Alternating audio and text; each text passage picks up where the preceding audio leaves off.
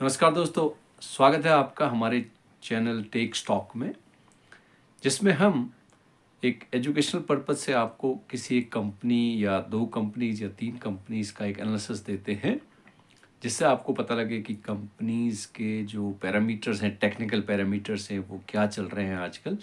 क्योंकि हर कोई इतना डिटेल में एनालिसिस नहीं कर पाता है, तो आपको अगर हमारे डिटेल एनालिसिस से थोड़ा फ़ायदा होता है, तो आप हमारे चैनल को सब्सक्राइब करिए और शेयर करिए और लोगों को इसके बारे में बताइए, जिससे कि आपको हेल्प हो कि अगर आप कोई भी मार्केट में इन्वेस्ट करना चाहते हैं, तो यहाँ से रेफ़रेंस लेके आप फिर दूसरे प्लेटफ़ॉर्म पे जाके, कंपनी की वेबसाइट में जाके उसको रीचेक करके आप अपना निवेश का मन बना सकते हैं। हमारा चैनल एजुकेशनल पर्पज़ के लिए है कि आप अवेयर हो सकें कि एक पर्टिकुलर कंपनी के क्या वेयरअबाउट्स हैं और किस तरह के उसका टेक्निकल जो पैरामीटर्स हैं, जो मार्केट के जो सेल्स है या पी रेशियो है या बुक वैल्यू है या इस तरह की जितने भी टेक्निकल जो उसकी टर्मिनोलॉजी है, उसको हम यहाँ पर क्लियर करते हैं।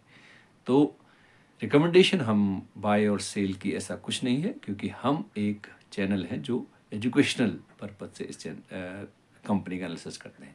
इसी क्रम में मैंने पिछली बार आपको जो बताया था, वोडाफोन आइडिया, रतन इंडिया, कोफूड्स 3 कंपनीज़ का एनालिसिस किया था।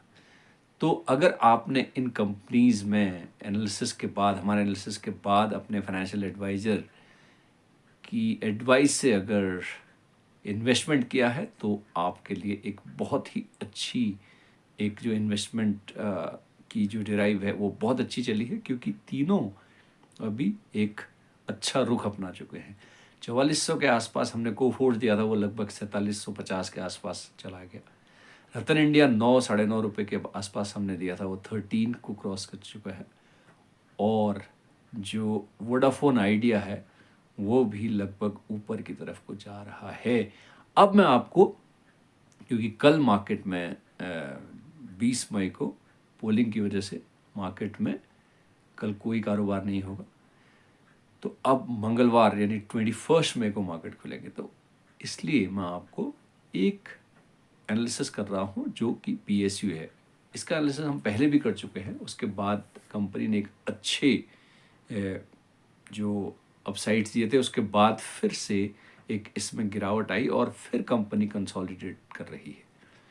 अगर 2 फेज़ के इलेक्शन और हैं, 3 फेज़ के इलेक्शन और हैं, 20th, 25th और जून में एक फेज़ है, उसके बाद रिज़ल्ट आएगा। अगर रिज़ल्ट ठीक रहते हैं और एक स्टेबलिश गवर्नमेंट आती है और गवर्नमेंट रिपीट होती है, जिसने कि ये जो डिसइन्वेस्टमेंट और जो एक प्लानिंग के जो नए डिराइव चलाए थे और जो पैसा इन्फ्यूज़ किया था पीएसयूज़ में, जैसे आईटीआई है और एनएलसी है, बीएचईएल है, और इनको कई काम जो डिफेंस के और जो अपने जो सरकार की ज़रूरतों के काम दिए थे, उस तरह का अगर एक ड्राइव सरकार जारी रखती है और जिसकी पूर्ण आशा की जारी रखेगी, तो पीएसयूज़ में फिर से एक जान आएगी। तो ये 3 शेयर, कोफोर्ज, वोडाफोन आइडिया और रतन इंडिया पावर, तो 3 शेयर मैंने आपको पहले अभी रिसेंट में बताए हैं। अब मैं एक नया शेयर आप एनालिसिस करने जा रहा हूँ कंपनी का। कंपनी का नाम है एनएलसी, न्यूएली लिग्नाइट लिमिटेड। बहुत ही बढ़िया कंपनी है, बहुत ज़्यादा जो गवर्नमेंट को एक प्रॉफिटेबल स्टेक में देती है। गवर्नमेंट ऑफ इंडिया की कंपनी है, पीएसयू है, पब्लिक सेक्टर यूनिट है। जब भी अगर गवर्नमेंट डिसइन्वेस्टमेंट की ड्राइव करेगी, तो इस एनएलसी को बहुत ज़्यादा फ़ायदा होने वाला है अगर डिसइन्वेस्टमेंट होता है एनएलसी में, क्योंकि ये जो है ये अब अपने कारोबार को बढ़ा रही है। इसका कारोबार है basically mining of lignite, coal and third जो कारोबार है, अभी ये न्यू इन्होंने एक पैरामीटर इसमें डाला है, वो है पावर जनरेशन का। तो इस समय जो न्यूएली लिग्नाइट का जो शेयर है, वो लगभग 235-240 के आसपास मार्केट में काम कर रहा है। तो इस साल इसने एक बहुत अच्छा अपसाइड दिया है। 84-85 के एयर लो से 278-280 के एयर हाई 52 वीक हाई तक गया है। थोड़ा कंसोलिडेट हुआ और पिछले 2-3 सेशन में एक अच्छा इसने अपसाइड दिया है और लगभग 235 से 240 के बीच इस समय काम कर रहा है। कंपनी बहुत अच्छी है। कंपनी का जो ईपीएस है वो लगभग 14 रुपये अर्निंग पर शेयर। लगभग इसकी बुक वैल्यू 120, तो अपनी बुक वैल्यू से जस्ट आधे पे काम कर रहा है। फेस वैल्यू इसकी 10 रुपये है और कंपनी में जो एफआईआईज हैं वो लगभग 1.21% के आसपास होल्ड करते हैं। गवर्नमेंट ऑफ इंडिया की कंपनी है, पीएसयू है, पब्लिक सेक्टर यूनिट्स में हमेशा एक बना रहता है कि डिविडेंड बहुत अच्छा पे करते हैं।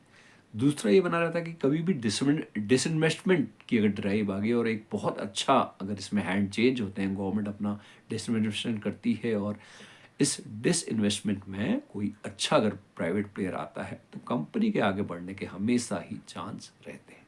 तो इस कंपनी एनएलसी पर ध्यान रखिए। एक अच्छा डिविडेंड प्ले है और एक बहुत आकर्षक वैल्यूज़ पे इस समय उपलब्ध है। अगर आपको इसमें निवेश करना है तो एक बार अपने निवेश सलाहकार, जो कि एक वित्तीय निवेश सलाहकार है, उससे ज़रूर पूछिए और खुद एनालिसिस करिए। एक बार इसकी वेबसाइट पर जाइए, देखिए इतनी आकर्षक कंपनी इतने सस्ते दामों पे मिलना बहुत इस बाज़ार में बड़ा रेयर होता है। तो एनएलसी एक बहुत अच्छा इस समय आगे की तरफ का एक फ्यूचर इसका हम देख रहे हैं। अगर सरकार स्टैब्लिश आती है और एक मजबूत सरकार आती है तो। नमस्कार।